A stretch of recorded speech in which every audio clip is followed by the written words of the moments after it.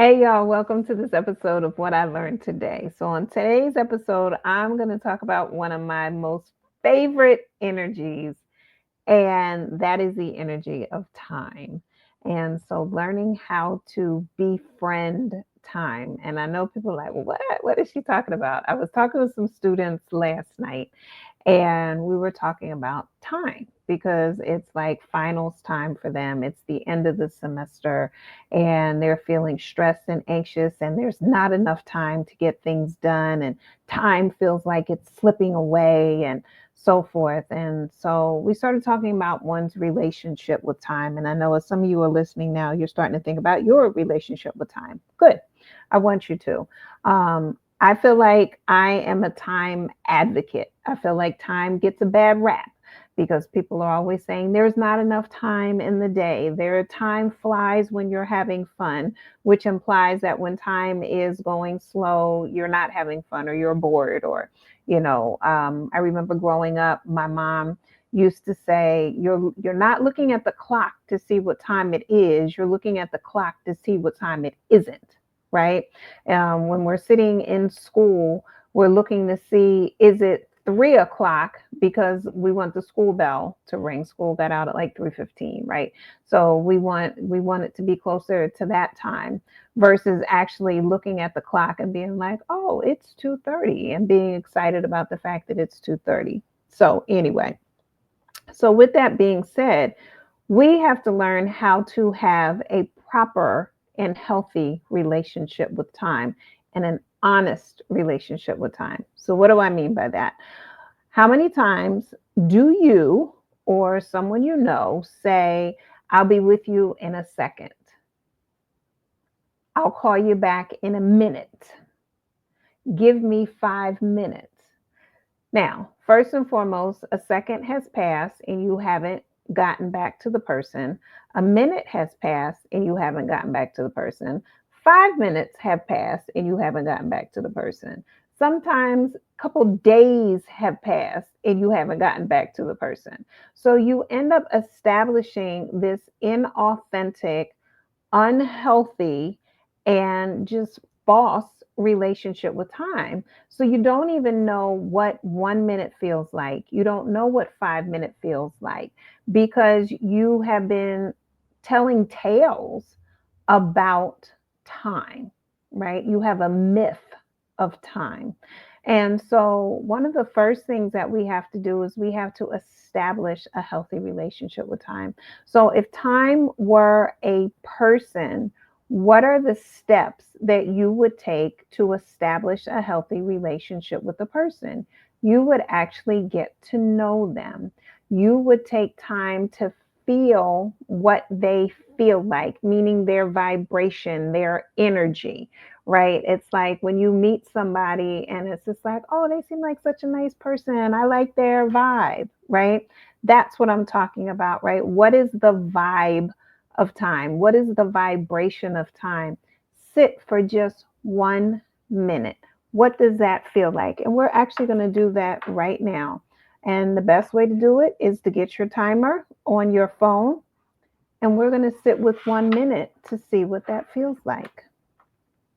Ready, set, go.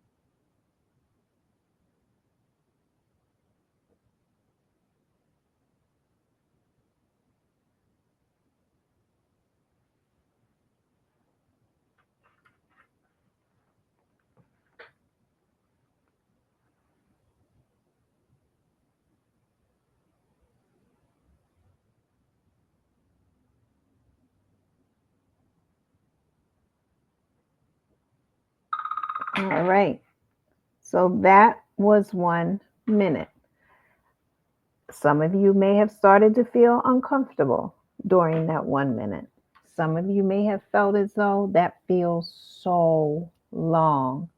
All right. You have to learn to sit with time the same way you like sitting with a friend, the same way you like sitting and playing your game or doing a hobby or something, is the same way you have to establish a relationship with time. People often ask me how I do so much and do all the things that I do.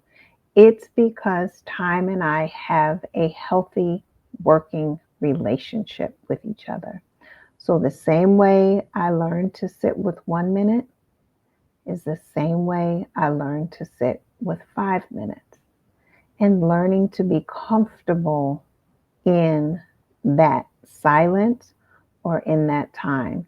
So you train yourself. We have stopwatches on our phones. If you wear a watch, you can do it and just set it and learn what that feels like. If you're doing an assignment, your homework, reading a book, anything, listening to music, watching a TV show, set your timer so you can start to understand what this concept of time actually feels like.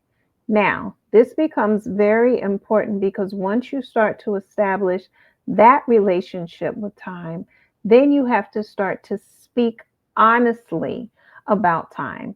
So the other day, somebody sent me a message and I said, "Can I call you in about 3 to 5 minutes?"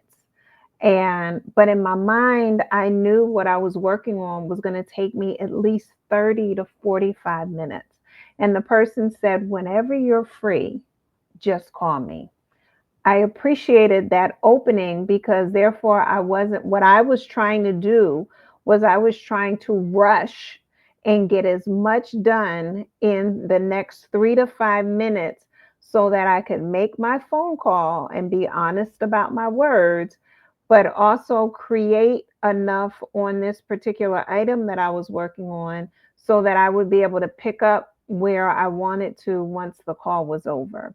So, but once the person gave me the opening to call when I had availability, then I was able to finish working on what I knew was going to take me 30 to 45 minutes. And it actually took me, I think it was 38 minutes to complete and do that at peace. Now, I say all this to say, once we have a clear working relationship feeling about time, then we have to start to speak the truth about time. So when you tell somebody that you're going to call them back, it's better to say something like, "I will call you back as soon as I'm available. I need at least 15 minutes, but I may need up to an hour." Or you can ask the person, "Do me a favor, set your timer, text me in 15 minutes and see if I'm available at that time." Um, you got to start to learn what time feels like, and you got to start to speak truth about time. I was dating someone one time, and they used to be horrendous with time, and they would tell me, "I'll be there in 15 minutes." And they wouldn't show up for another hour, hour and a half. And finally, I said to, and it was a running joke, like in their family and friends, that this person would always say, "I'll be there in 15, I'll be there in 15," even if they were coming from another state. Like, literally, you cannot get here in 15 minutes. Like, stop saying that. And so we had to have a sit down conversation about their authentic and honest relationship with time, because the fact that they were not telling the truth about time meant that they were not telling the truth to me. All right. I know some of y'all just said, "Ooh, no, she didn't." Yes, I did.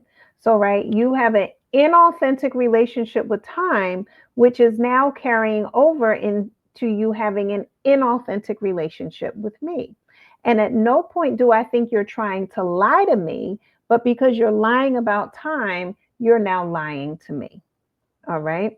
So we were able to work through that, and they were able to start telling the truth about time, which in turn meant that they were able to start telling me the truth. Now, when you don't tell the truth about time, you take people's choices away. For instance, if you were to say, I'm going to call you back in 5 minutes, I'm not going to get up and start to do something because I don't want to get caught up in something else. I want to talk with you. So now I'm delaying other things that I can and or should be doing so that I can create space in my life to speak to you. When you say, I will be able to call you back after, 2 hours, after 5 o'clock, then I get a chance to look at the time. Let's say it's 3 o'clock, and you tell me you can get to me after 5 o'clock. I now have 2 hours that I can utilize however I choose to utilize until you're available. When you lie to me about, I'll call you in 5 or 15, and you don't actually do it, you're not only destroying credibility, honestly, with your word, building an inauthentic relationship with time, but you're also disrupting my time. You're being a thief of my time. And I know y'all are like, oh my goodness, these words are so harsh. But it's the reality of them. And you can soften the words if you want to. I'm just telling you what I learned. All right. So we have to establish that relationship. Now, when we establish that relationship with time and we're able to say, how much time we actually need, how much time we're going to actually use to complete certain things, then, and we're able to share with the other people in our lives when we're going to get back with them. Now we're building that healthy relationship with time. And the relationship with time doesn't become as conflictual or adversarial. We now start to flow in and with time instead of being in this conflict with time.